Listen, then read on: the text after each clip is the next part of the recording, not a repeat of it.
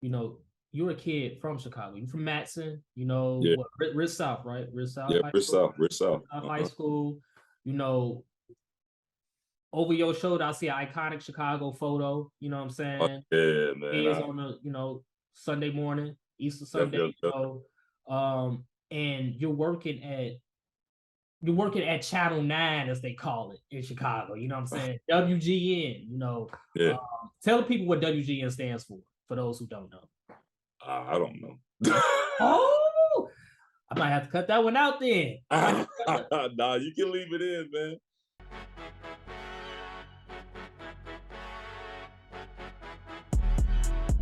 From Harold Washington to Harold's Chicken and everything in between and beyond, SoCHiology is the exploration of Chicago culture, history, legends, stories, and fiction through a myriad of discussions with Chicagoans themselves.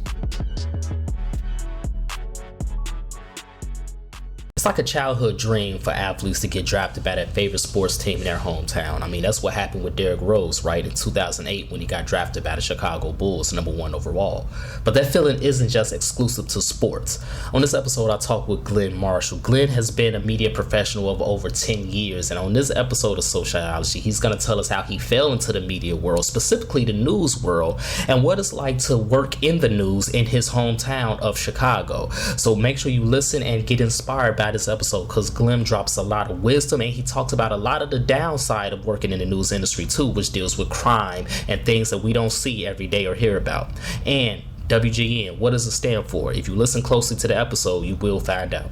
So without further ado, let's get into it. On the Scene with Glenn Marshall. We just get into it, bro. Like, it's just a conversation. Like, you went to Northern, I went to Western.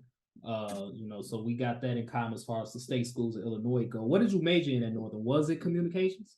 Yeah, bro. So I majored in communications with an emphasis in media studies, so like production stuff, bro. So I learned how to edit video, audio, shoot video, record audio, those type of things, man. With my classes. Yeah. And what made you choose it as your major though? Like, what was the what made you say, what, I'm gonna major in communications? Because, like, just as parenthetically, let me say, like, I chose broadcasting because I talk a lot. You know what I'm saying? Like, that's literally why I chose broadcast. I'm like, you know what? This is like the perfect major for me. You got TV, you got radio. I could just talk. I always wanted to be a film director, but Western Illinois didn't have a film major. You know what I'm saying? Okay. So I'm like, let me just go ahead and do the broadcast route. It seems like it's made for me. So for you, in your situation, what made you go the communications route? So honestly, it's a totally different story, bro. I always wanted to act. Okay. And my parents wouldn't let me get a theater degree. And so I had just got a mentor my senior year in high school who was the program director for WCIU Channel 26. And so he was like, well, why don't you do something else? Maybe go into hosting and things like that. Do comms. So I did a communications major, emphasis in media studies, the production side. And while I was on campus, we had a music video countdown show, something similar to 106 Apart. Okay. We had something like that we did. We would go to different parties, events, and we would toss the music videos, interview celebrities when they came to town. So it was my freshman, sophomore year of college, and it would run through the dorms. Yeah, okay. It was me and a group of my friends. It was probably maybe when we first started, 4 or 5 of us that did it. And we made it work, man. It was really dope. And how I got into journalism, journalism professor on campus watched our show, was like, hey, we can make this even great, a Black guy. And he was like, why don't we do urban news? So we take out the music videos, but just discuss stuff that's going on in the community, and still interview the celebrities and things like that. So that's how that started, bro. And that just catapulted me into the career. And I would assume you like that. You like yeah, I would assume, because it sounds like, this is, again, we in college, this is 2006, 2007. social media is what it is now. You know what I'm saying? So a lot of people might be listening to this like, oh, I mean, how many Instagram pages, Facebook pages, you know, vlogs do that? But like, nah, this was really ahead of the curve type of thing because, you know, when it came to like urban is just basically a euphemism for Black. You know, when it came to that, we just had what, BET, you know what I'm saying? What, BET? That's it. You can maybe find stuff on VH1 and MTV every now and then. Yeah. But as far as like being hyper local like that, like, yeah, I'll give you a prime example of how like serious we were about what we were doing. And then we were all not necessarily funded, but like we were able to use campus school equipment. Okay. So like the same equipment that the journalism majors are using, we're using just for play. Right. We started a chapter with the National Association of Black Journalists, like a college chapter, NIU, and that's how we were able to connect with the school. But one of the craziest things, we had this situation where there was a threat towards Black students the Sunday before finals started for the fall semester. So all of the Black students rushed over to the Center for Black Studies. We're in there saying, we're not going to campus tomorrow. We're not going to be on campus, not doing anything because we don't want to die. So we boycotted going to finals. The school ended up shutting down classes the next day. We held this huge press conference where all of the local stations came up to cover this. And we were the only ones that were there from, besides our school paper, but that was it. And everybody talked to us before they talked to anybody else. That's how serious we were on campus. Yeah. And being real.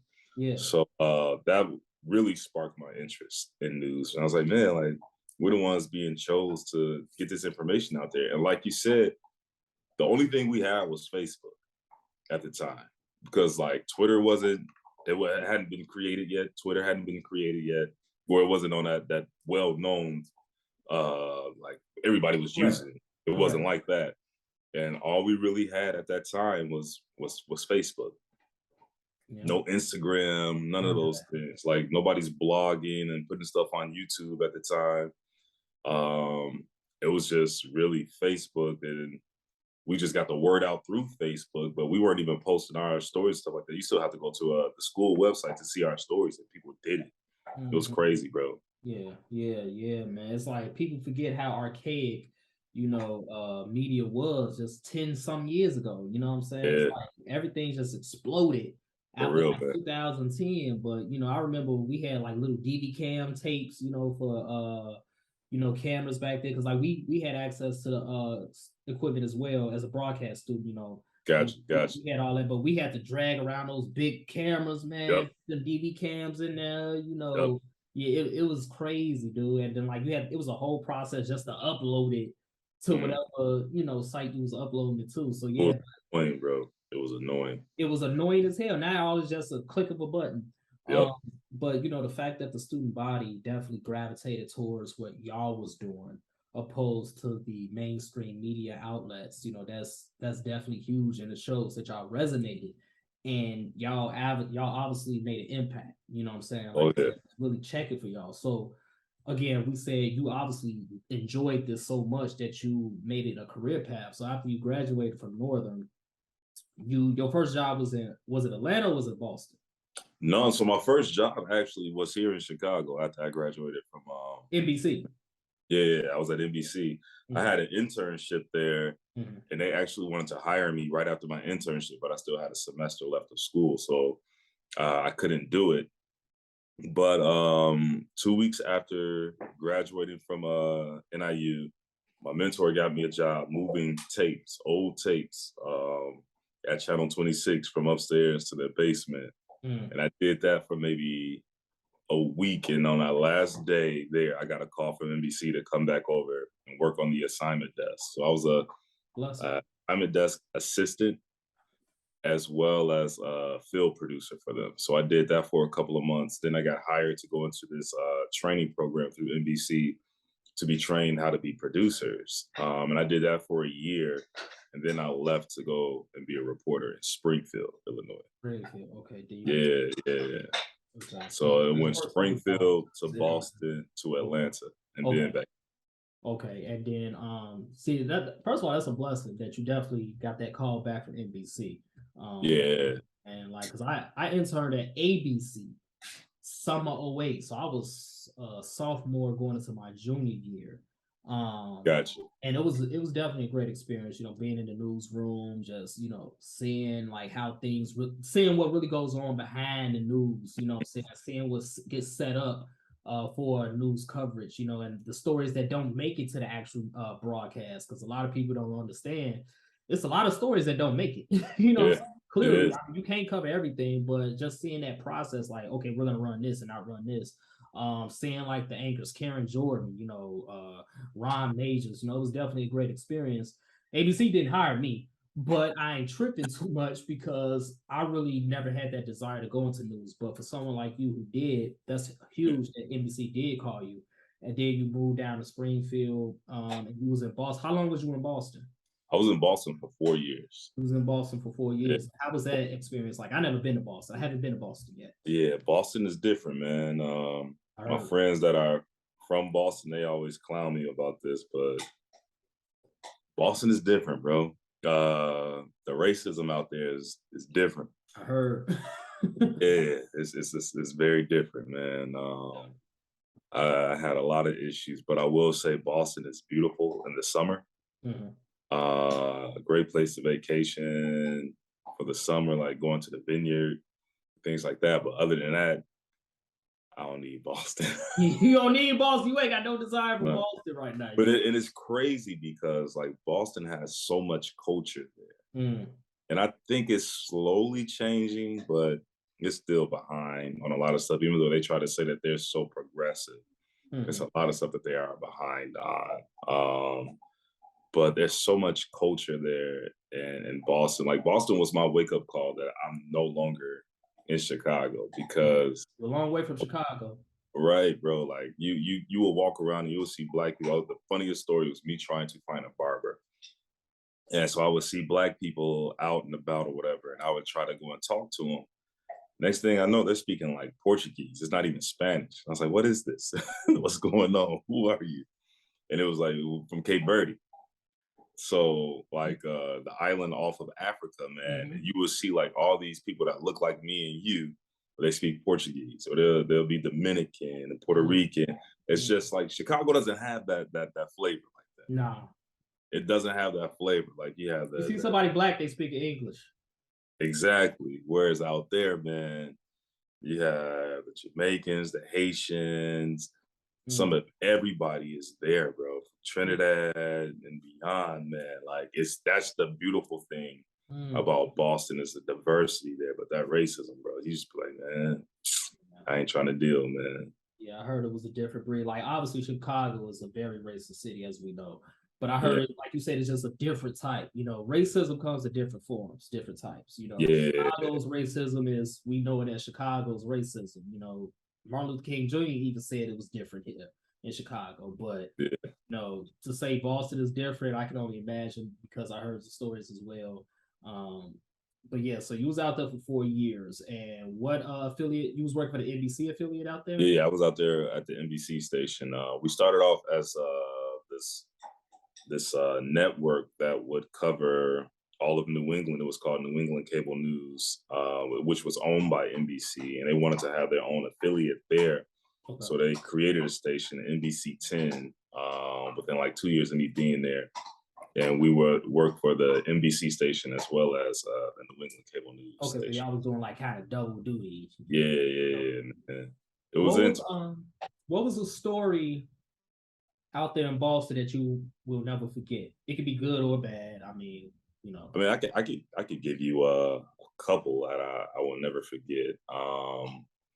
One of the coolest moments that I had in Boston was you a football guy? Yeah. Getting close to Devin McCourty. He became a good guy with me.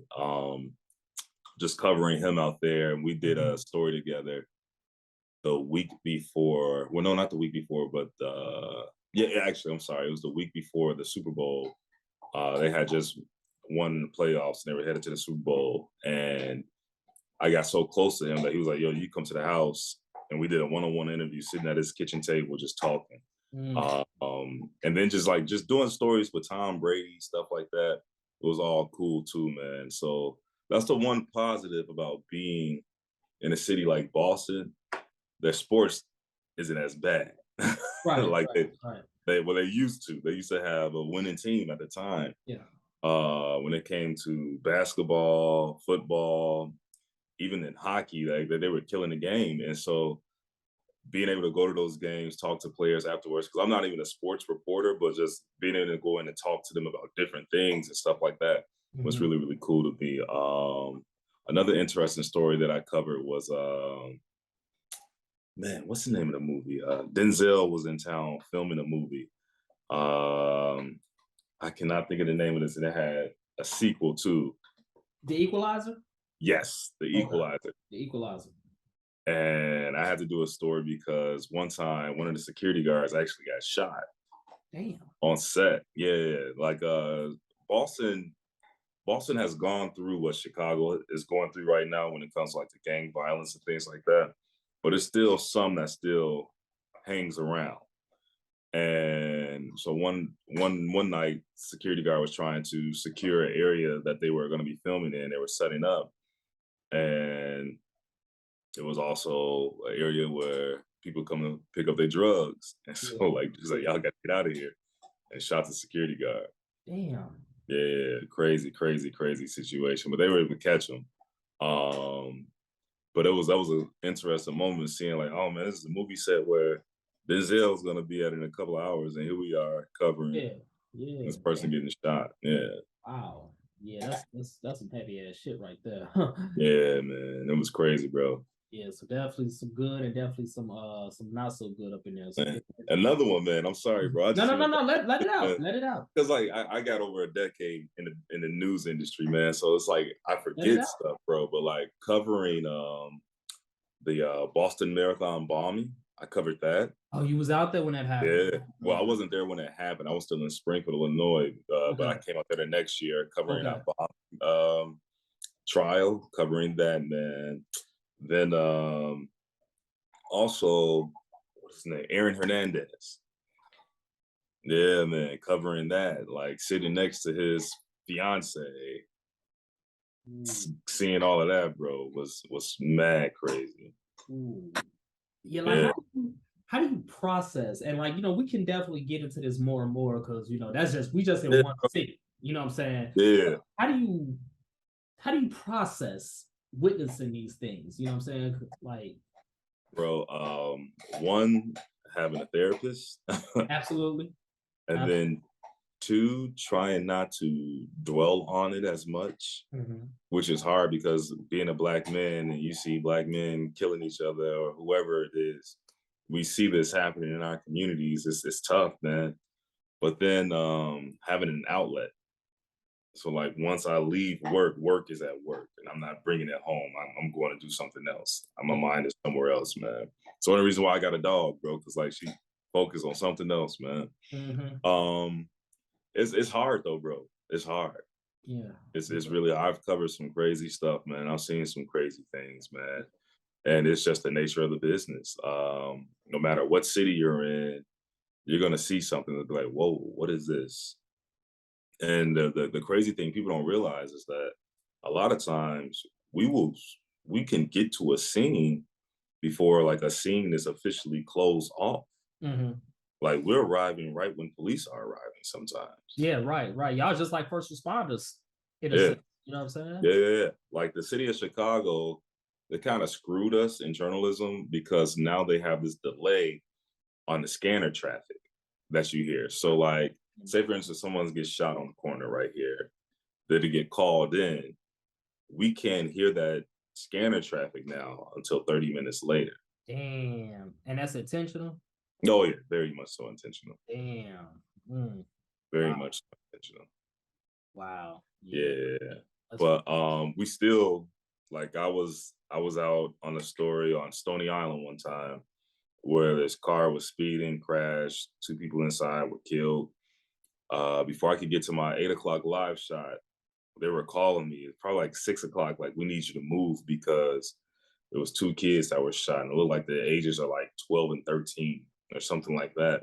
So I go further down, get into this area, and lo and behold, there's the bodies on the ground, just right there. And it's like, wow, okay. So they haven't even covered these bodies. I saw them put the blanket on them.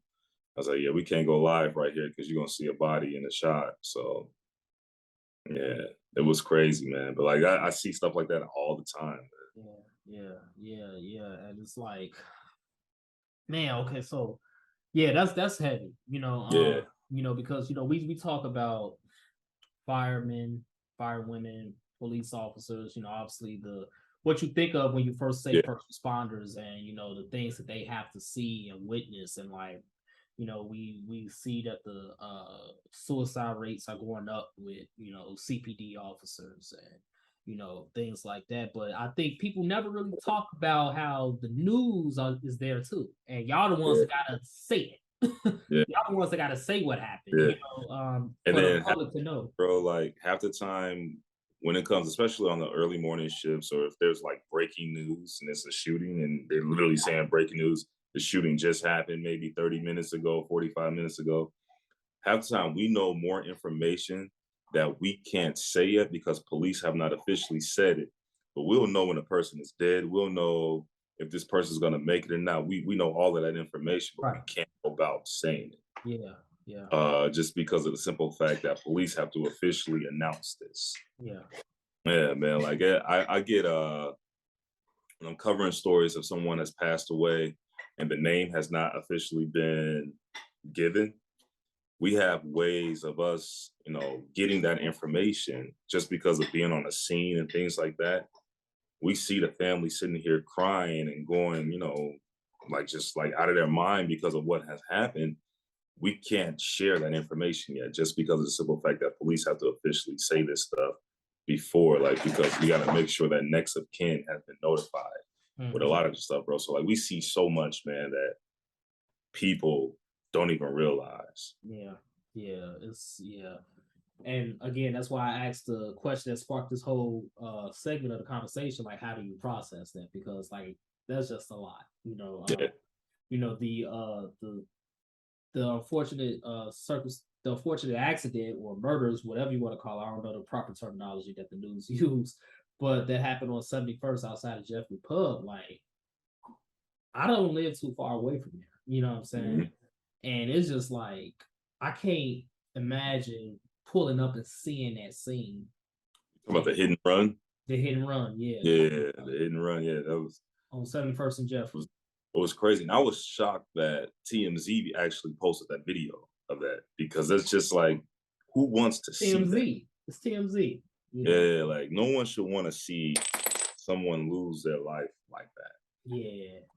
And Like, then that's just insane. and you have to be the one to go to the scene to clean it up. It's just, that's tough, man. Yeah. That's tough. And that whole 71st Street corridor, I remember last time I saw you, like you had to cover that story at the Sharks. Mm-hmm. Right? And that a murder or was that just a shooting? Oh, it was a homicide. Yeah. That was a homicide. So that was a homicide. Yeah. The guy that cleans up in there, he's a homeless man, but he would go in there and sweep in that convenience store. He also would do it at the barbershop across the street from there. Somebody shot and killed him. Homeless man. And his family lived maybe a couple blocks from there. They said like his family tried to get him off the streets. He, mental health and things like that, preferred to be out there on the streets. He would go check in and go back out there, but he made his money by cleaning up the stores and being in there. Nice guys, what people said, wouldn't hurt anyone. Yeah. It's just like, the senseless violence that we see in here, man. Like who's trying to, like kill a homeless man? Like what has a homeless man done to you? Yeah. Just like Thursday, man. We're covering a story over there in the back of the yards neighborhood where the 20-year-old? Yeah, the 20-year-old, 21, and his brother's 15. Their dad is at the bus stop with them because they're both special needs. Both of them are nonverbal, can't even speak. And you got these little kids coming out here and calling themselves gangbangers, throwing up their set and doing all this other stuff, asking them questions, and then pull out a gun and just start firing and shoot these guys. Like, what are these kids done to you? They sitting here trying to go to school Yeah. where y'all need to be. Yeah. It's crazy, man. It's crazy, man. It's demented, it's demoralizing. And, living in Chicago, it's kind of like you become numb to it. You feel me? It's like, And I think that's the sad part yeah, about yeah, because you should never be dumb to someone losing their life, especially in these type of ways, and our it community. happens so much. Yeah, our community just moves on. Like this stuff is not happening. And I don't understand because we're losing us. Yeah. Yeah. Losing us like every day, daily, a lot. Would you say since you came back home to Chicago, you was in Boston, then you went to Atlanta. That was an NBC affiliate too. In Atlanta? I worked at a couple of places in Atlanta. I went down there to freelance. Okay, you went down to I didn't want to sign a contract. So I was down there for 2 years, but I worked at the Weather Channel, the CBS affiliate, the NBC affiliate. I produced 2 talk shows. I was a producer on 2 talk shows out there. One with Will Packer, and then another one with TV1 called Sister Circle. It used to come on TV1, yeah. But they shut us down during the pandemic. And what else did I do? I said the Weather Channel. I was a reporter the Weather Channel, there. And I think that's everything, yeah. Okay. So you down in Atlanta, and how long was you in Atlanta? 2 years. 2 years. So you was in Atlanta for 2 years, and then you got the call to come home, right? Yep, that's exactly how, man. The pandemic hit. A lot of my work slowed down because I was a freelancer. And then one day I was chilling on the couch and WGN reached out to me, and the rest is history. Did you apply to them? They just like hit you up. They just hit you up. They came searching me out, man. Okay. Yeah, then WGN came, and you came home. So you came home. Yep. Now, since you're home, which brings me back to the question I was about to ask. I'm gonna ask this question first because we were already on the topic. Do you think you cover more shootings, homicides than anything since you came back? Oh yeah. Yeah. Oh yeah. Definitely. I mean, Boston had its crime. I would cover a lot of court in Boston. But Chicago, I've definitely covered far more than I have in any other city. But the thing is also Atlanta wasn't as too much of a violent city. The violence has increased across the country. Large cities, small cities, doesn't matter. Violence has increased. We're looking at Louisiana, cities out there that's got a small population, but they're rated some of the highest that have a homicide rate, the highest rate. And people are wondering, like, how is this possible? Well, it's like the amount of people that are dying compared to the population is bad. Yeah. It's bad. And it's happening across the country, man. I mean, you got to look at what's happening here in Chicago. You used to hear our violence was geared towards the south side, the west side, the north side. Every now and then you would hear something, but it wasn't consistently as, the south side, west side, north side, downtown. Like that's how it goes. Like you just hear like something happening in all of these areas and people like, what's going on? It's just violence is up everywhere. And it's crazy because our numbers in Chicago, the police are saying, I believe the last time I checked, it has decreased since last year. But it still seems like it's just so much going on because, bro, like we don't even cover half of the shootings that we hear about. I believe it. I know police officers in Cal City that talk about, shootings that's going on weekly. Yeah. They recovering, drums, switches, all types. In those suburbs, west suburbs. So I believe that a lot of it isn't making it to the broadcast. Nah, man, it's not. And it's just so crazy at how it's just I feel like our communities don't care, bro. It's so crazy to me. The one thing that I could say when I lived in Atlanta, something that I experienced that I just really truly adored about Atlanta was how welcoming and how much of a community Atlanta can be. And of course, you have the Black Hollywood in Atlanta and stuff like that.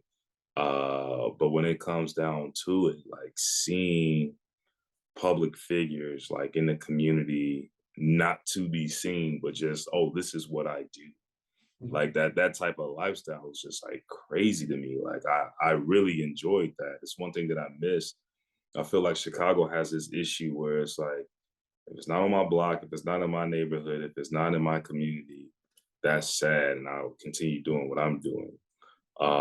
We don't have that sense of community where it's like, if something's happening in South Loop, us in West Loop will get together to help out and want to see something change.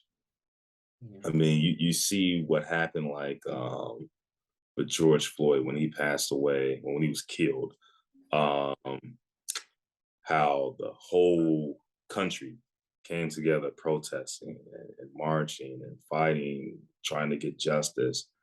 But we see this violence happening in our community and we just walk right past it. Yeah. It blows my mind.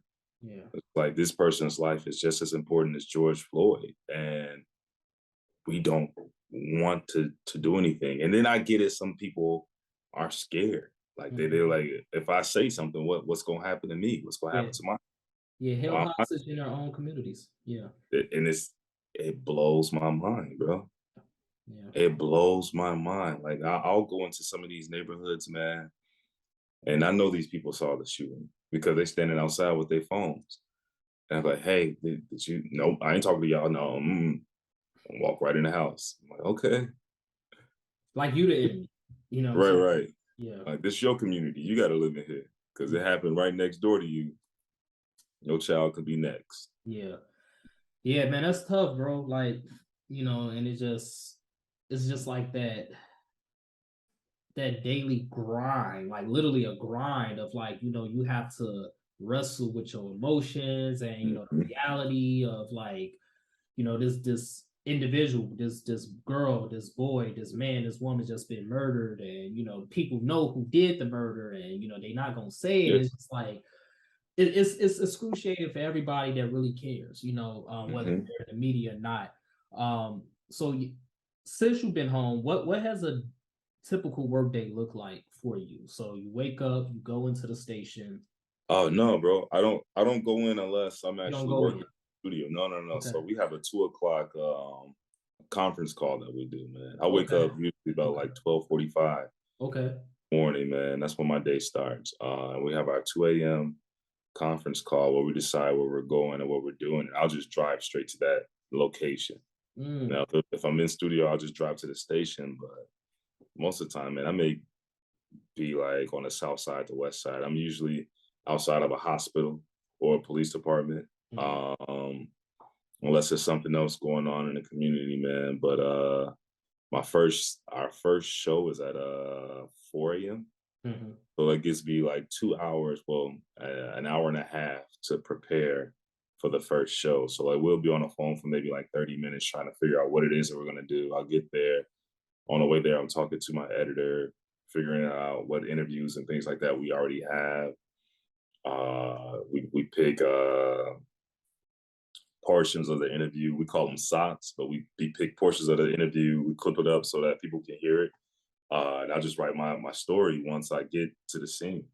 Mm-hmm. I just sit on my iPad and I'm literally writing, put the sound bites, SoCHs and things like that in, send the script in to my executive producer as well as the producer for the show. Mm-hmm. And my editor edits everything together, man. And by 3:58, I'm standing in front of the camera because at 4 o'clock we start. Yeah, yeah.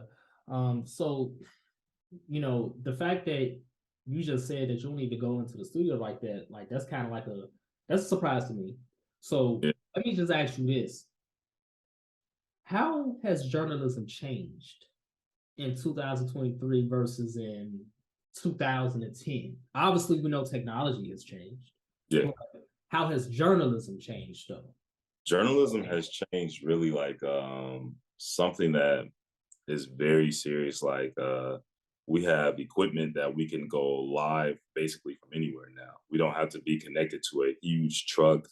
I don't know if you remember, used to be you would see those live trucks with the huge satellite or the antennas going, sticking up.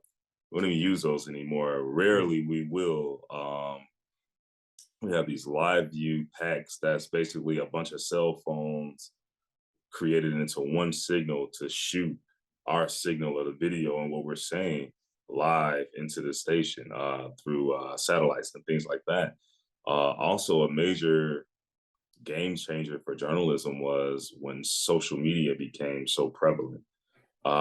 Being able to get in contact with people or getting information out. It used to be like people would rush to get home so they could see the 5 o'clock news or the 6 o'clock news, or they wouldn't go to bed before seeing the 10 o'clock news.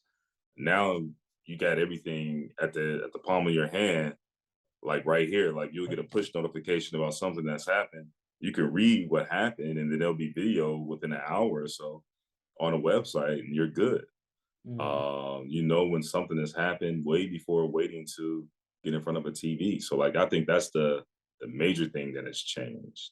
One thing that's cool about Chicago is that Chicago's a city where people actually still watch the news. Yeah, I know a couple of them right now that literally wait until the news goes live on, Channel 9, Channel 5, Channel 7. Yep. Bro, like people here in Chicago really watch the news, and it's so interesting to me because in a city like Boston, they did not watch the news. They were like, why is this on? Like, why are you watching this? Like, people didn't know who I was out there.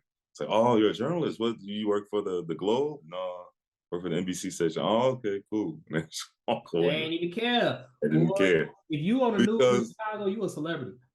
It's crazy to me. But like the thing is, like, the difference between Boston and Chicago is Boston, they claim to be this intellectual city where they like to read. So they'll wake up in the morning and read their papers and things like that. They'll read articles, but they're not waiting to hear different views and opinions or just hear information from journalists on TV. Like they're not watching the CNNs, the MSNBCs, where you have the opinionated shows. They're not even watching local news there, bro. It's so crazy to me. Like some people will watch, but they don't watch it all. But however, here in Chicago, people like, I don't care what my phone is saying. I got to hear what Tom Skillen is going to say about this weather. Tom Skillen, man. He been on the news my whole life. Exactly, bro. Exactly. And so like he's a well-trusted figure here, man. People wake up to see what I have on so they can know how to dress. Like people tell me this all the time. It's like, oh, did he have a scarf? I'm gonna leave my scarf at home. If he don't have his, I'm not gonna worry about it. You got a hat on? Okay, I'm gonna take my hat. Like people really care about seeing what we're doing on the news. Like they want to know information. Yeah. It's like you're in the vanguard for the weather. It's like, all right, we're gonna send you out there to see, what it's looking like. And however you dress, that's how we gonna dress. But yeah, man, that's so interesting because it's funny you mentioned like the news trucks with the antenna. I remember a fleet of those, when I was interning. And say that stations don't really use those now. So it's just interesting to see how technology has really affected the way things are done in everything that we do. Every single piece of media is just literally all controlled by, a phone, iPad, tablet, whatever it may be. Bro, like, I'm doing my hits or on the TV, bro. Once you see my head go down like this, I'm reading my script from my phone, man. That's all I'm doing, man. Just reading from my phone, bro. Just reading it straight from the phone. If you had to teach a journalism class, what would be like the syllabus of the class, for the up and coming generation in 2023? Because even though technology has changed, the spirit of journalism, I will assume, is still constant. You got to tell the story. I think that would be, I would think that would be like basically my thing. I can't give you a full syllabus, but I could just tell you my class would be, especially if it's like an intro to journalism class, it's just getting down the basics of journalism, making sure you can factually report the who, what, where, and how. And a lot of times it's digging to find that how. A lot of people think that this job is glamorous, bro. I spend more than half my day sitting in my car. Like, I don't have an office, I don't have a cubicle that I can go to every morning. It's my car. And I'm just sitting in there outside of a police department, outside of a crime scene, outside of a fire, like all morning. And it could wear on you, bro. It could wear on you because I'll get home by like 12:30, and then I got a couple of hours before I got to go right back to sleep because I got to be up at 12:45. Yeah. And it's a lot, man. And I want people to realize that because folks see us and they think like, oh man, y'all live this glamorous life, man. Y'all must get free. So I don't get nothing free. Who said that? Oh, they wild. They wild. I pay for a haircut every week. That's what, like, I gotta get my haircut every week, bro. Man. Every week. Remember them days? You probably still can do it. You could go once a month and be good. And you know how barbers charge in Chicago, man. Oh yeah, it's going up. It's going up. Look, it's crazy. My barber, he had to go up on his prices because the owner of the shop going up on the booth rent. So it's kind of like a trickle down effect. You know what I'm saying? Yeah. I need to go holler at him right now. Straight up. But smooth, bro. You smooth, but like people don't realize that, and that's one thing that I could tell these young journalists because they see us on social media. It's one of the reasons why I kind of stopped like posting so much of myself and things like that. Like I even stopped posting my dog. He's like, "Oh, we want to see your dog." I'm past that in my life, man. I'll post funny stuff because that's what I get to social media for.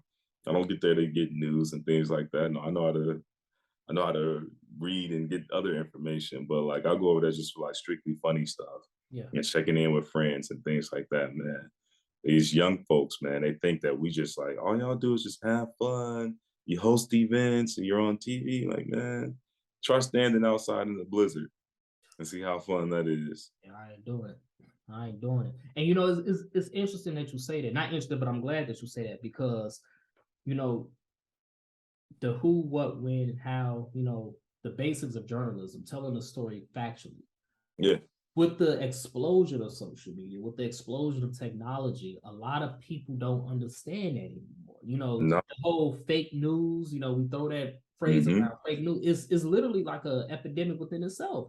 You know what I'm saying? Because so many people, all you need to do is see a meme that say something, like, oh, Kanye.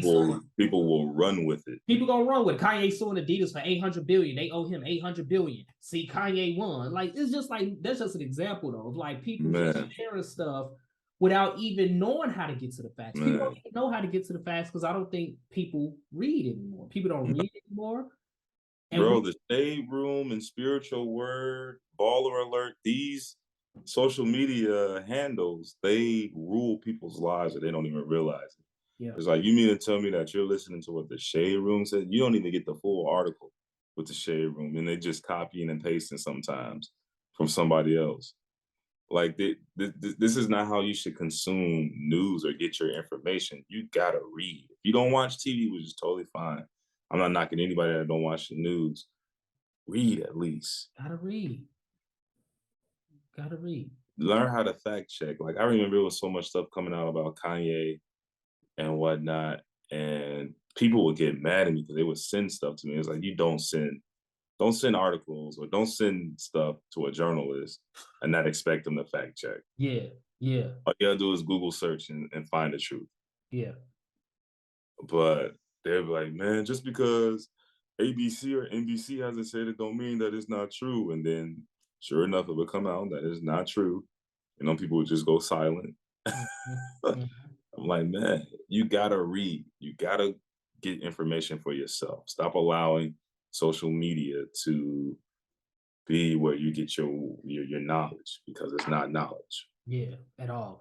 And as a Black man in the media, a Black millennial in the media, we getting up there, we getting old.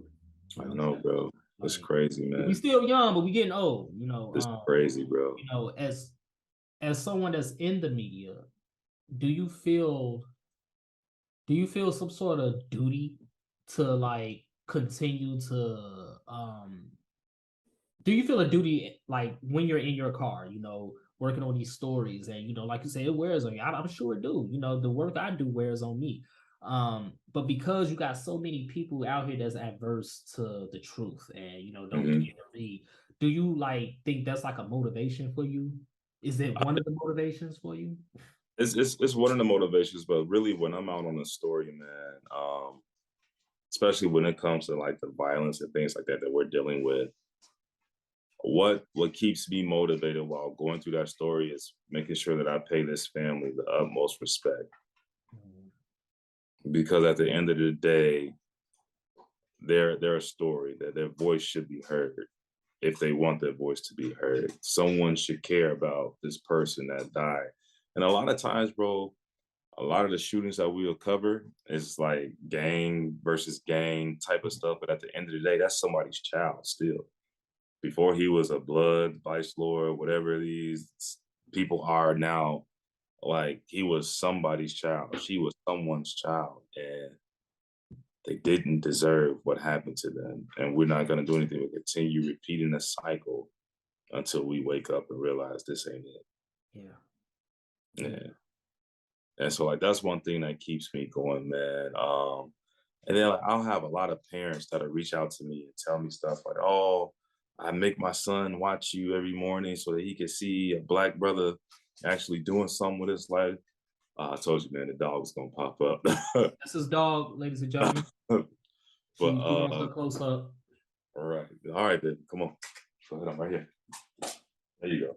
But like just trying to be that role model for the next generation. Like, oh, this is a guy on TV that wears braids, that wears Jordans all the time. Like, I can do this. He had a turtleneck with a chain. Like, I try to be relatable as possible while still being me. Just so that people can see themselves when they watch the news. Because growing up, we had a couple, but it wasn't a whole lot of us. Yeah, who we had? We had Robert Jordan. What was his name? Bob Jordan. Bob Jordan. There we go. Jordan. Bob Jordan. Jordan works at ABC. Warner Saunders. Jim Rose over Jim Rose. 7. Art Norman. Yeah, I said Art. You said Art Norman? Okay. That's your frat, I know. Yeah. I hear you say it. Yeah, Art Norman. Yeah, we didn't have many, but we did have them though, Right. And so like just imagine, being somebody growing up watching Art Norman in the mornings when he was a morning anchor, then moving around through NBC, and then you get that internship and your desk is right across from where this man's office is. And it's like, dude, that's the celebrity there. Like, I haven't done anything. That man there is a trailblazer. Yeah. And so like seeing all of that, it's encouraging because I want to be that person that inspires the next generation to carry on the torch because we need it. Yeah. If we don't have us in there, who's going to tell our stories? Yeah. And it's necessary. I think it hits even more because like, you're a kid from Chicago. You're from Matteson, Rich South, right? Rich South. Yeah, Rich South. High school. Over your shoulder, I see an iconic Chicago photo. You know what I'm saying? Yeah, man. Kids on the, Sunday morning, Easter Sunday. And you're working at Channel 9, as they call it in Chicago. You know what I'm saying? WGN. Yeah. Tell the people what WGN stands for those who don't know. I don't know. Oh, I might have to cut that one out then. Nah, you can leave it in, man. World's greatest newspaper. Like a lot of times, it's call letters, and a lot of stations like you have that. So people know Channel 5, but it's really the call letters for this WMAQ. Right. Channel 7 is WLS. Yeah, I don't know that. Yeah. Channel 32 is WFLD. Channel 26 WCIU. A lot of stations, to you. Yeah. A lot of stations in the Midwest, it's like they would have the call letter start with a W. Mm-hmm. And that's how you could tell where we are. So like Midwest, West, or whatever that may be. West of the Mississippi is K, correct? East of the Mississippi. No, west of the Mississippi. You're right. Yeah, okay, it's K because you got LA, KTLA, which is our sister station. Yeah. KNBC, KABC, all of those. So it all depends, man. Yeah. It stands for World's Greatest Newspaper. I just know that because I'm a nerd. I mean, there you go, man. There you go. Yeah. So that's all it stands for. But the point I was trying to make is you're a kid from Matteson. You're a kid from Chicago. Matteson is still part of Chicagoland.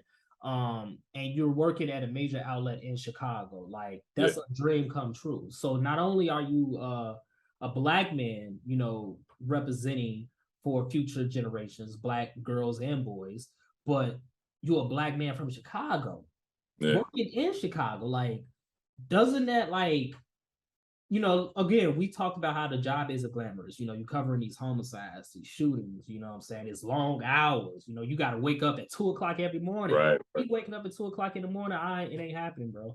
Unless I got to catch a flight or something. Like, I don't want to wake up that early. So we get that it's, you know, it's a lot of work, but doesn't that just make you feel good that, like, you in your hometown doing what you love, though? Like, you don't get no more Chicago than that. Yeah, bro. Like I'm extremely grateful, man. I have over a decade in the news industry, man. It was always my desire to come back home to Chicago. Yeah. When I was working at NBC here, and they were like, "You can do it. You can do it. You just got to put the effort in and work really, really hard." And it was like, bro, the struggles that came with this career, man. I mean, dealing with racism within the career, bro. Just like the pay at certain stations, man. My first job, like people think it's so glamorous. Being on TV, man, I was making less than 27,000 a year. My first job. And so you see that coming to where I'm at now, man. Like the struggles and everything was all worth it because it makes you grateful for it even more. Being able to wake up in the morning and my mom can call me, be like, "Hey, I don't like that tie. You shouldn't wear that no more. It's finally, you got a nice looking coat on TV or something. Like, it's time to get that hair braided." Like mom saying stuff like that, but she could see it. It's just like, man, cool. My parents get to watch me in the morning. My family, my friends, they get to watch me in the morning. I get to tell them what's going on. They're waking up with me, whereas like a lot of people don't get this opportunity to do this in their home. They have to settle for like getting close, like maybe to Milwaukee or Cleveland, places like that. That's close enough to home. I mean, you got to think about it with our careers, bro, in journalism. We really don't have any days off. We have to be on all the time. And then like holidays and things like that, you see it. I'm working every Monday. Most holidays fall on a Monday or a Thursday. I'm working Thanksgiving, things like that. But the beauty of it is, as soon as I'm off work, I get to go spend the time with my family. Whereas in other cities, I'm working this day and then I'm at home by myself, or I gotta find friends to hang with. That's cool with me coming over for holidays.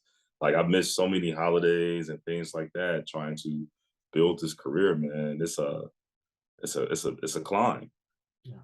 It's a climb, man. But you gotta want it bad enough to get on top of it. And it's humbling going through everything, man. And even getting to that point where it's like, man, I quote unquote made it.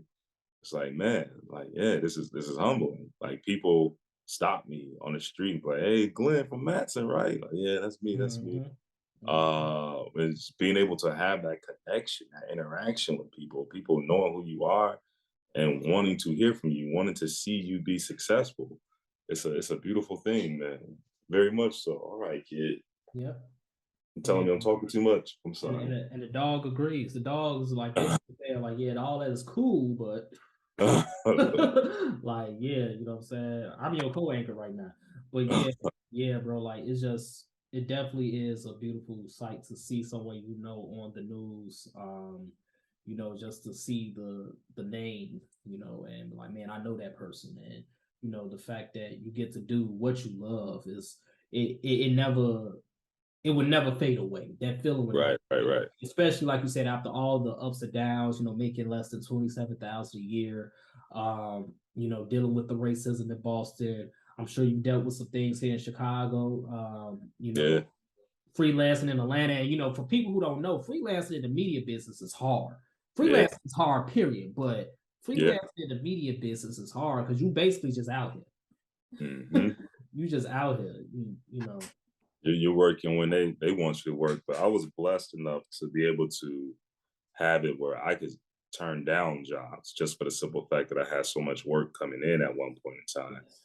It was definitely a blessing, man. But when the pandemic hit, all that stuff dried up, bro. It dried up real fast. Like everybody cut back. Everybody cut back, man. So like having opportunities was a blessing when they would come. Yeah. What would you say, we gonna wrap it up. What would you say is like one of the best stories you covered in Chicago since you've been back home? One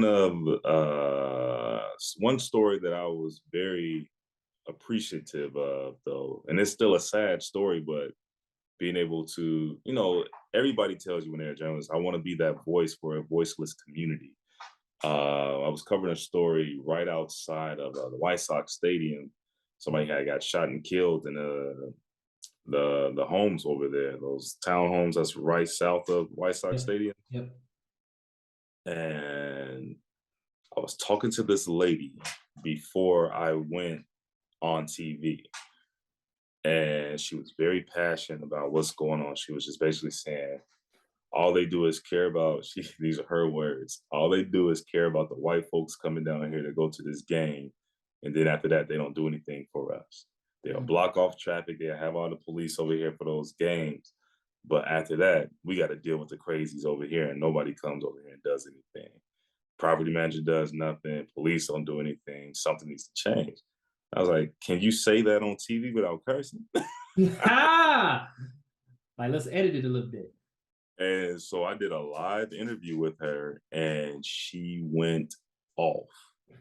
It went viral, too, because of the simple fact that this woman was showing what the issue was. Like, we need help. And being able to give her an opportunity to voice that live on TV with our anchors, like, it got to the point where they stopped talking to me. They was talking to her. They were asking, hey, ask her this, because they wanted her to get that out there. And then to see change came from that. They started having community meetings over there in that area. They started having police in the area more. The churches in the area stepped up and started doing more. It was a very powerful moment. Like sometimes you need that. Yeah. You need to just tell it how it is. Like, we don't have anything here. No one cares about us. Yeah. But if that person hadn't got shot and that breaking news hadn't happened, there would have been something else that happened over there, and just no telling what we could have done. It's like being at the right place at the right time and being able to give that person that voice, change the perspective or change something for that community. Yeah. It caused that ripple effect, you know. Yeah. And that's that passion, man. Like when people are fed up, you gonna see it, and you gonna you gonna feel it. And you know, the anchors felt it, the viewers felt it, and obviously it created change because people are fed up in Chicago. People are fed up. People are sick and tired of being sick and tired. You know, right. We know all of it, man. So yeah, it's definitely a blessing that you was there in that moment to give her that opportunity because you know, who knows if another reporter would say.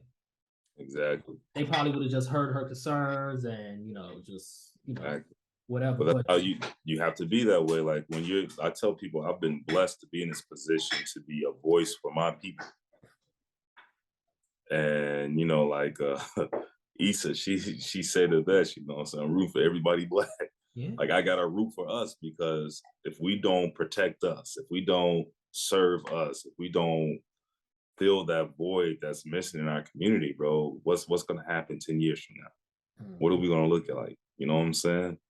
We got 12 and 13-year-olds that's out here carjacking people now, bro. We gotta show somebody that there's something better. And like, I mean, I know I came from Matteson, I came from a 2-parent household, everything wasn't sweet. I didn't go that route. I'm making legit money, you know what I'm saying? And I'm doing it by doing something that I love to do. Like these kids, man, they got something that they love to do. You gotta show them like you can go chase your dream and go become something.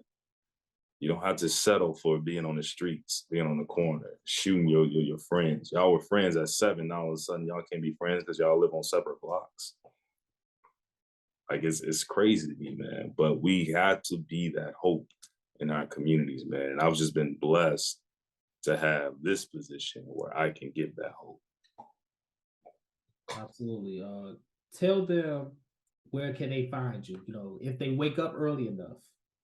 Yeah. Where can they find you? I mean, I'm on Monday through Thursday mornings from 4 a.m. to 8 a.m. And then I come back again usually at 11 a.m. for our midday show on Channel 9, WGN News. I'm on social media. It's Glenn Marshall on Facebook, but everything else is Glenn Marshall Jr. You'll see me. I respond to people. I talk to folks all the time. That's how I try to get stories and things like that, man. So I'm always welcoming people to talk to me. I definitely appreciate you talking with me. You know what I'm saying? Definitely appreciate the motivation, bro. You know, on the SoCHiology podcast, we'll talk like, you know, because it's definitely, we don't see it too often, and we definitely need to see it more, you know, of the representation. Imagery matters. Imagery matters. And, you know, you definitely showing that the image is, you know, golden, and it's not, you know, even though it's not as easy as people would think, you know, you still persevering through it all and showing us that it can be done. So we definitely appreciate you for doing that. Appreciate it, man. Appreciate it, man. Appreciate you for doing that, bro. If you enjoyed this podcast, whatever platform you're listening to it on right now, whether it be Apple Podcasts, Spotify, YouTube, etc., leave a 5-star review and a comment. Let us know what you think. And don't forget to subscribe to our sister podcast, Mogul Motivation, from True Stories Media.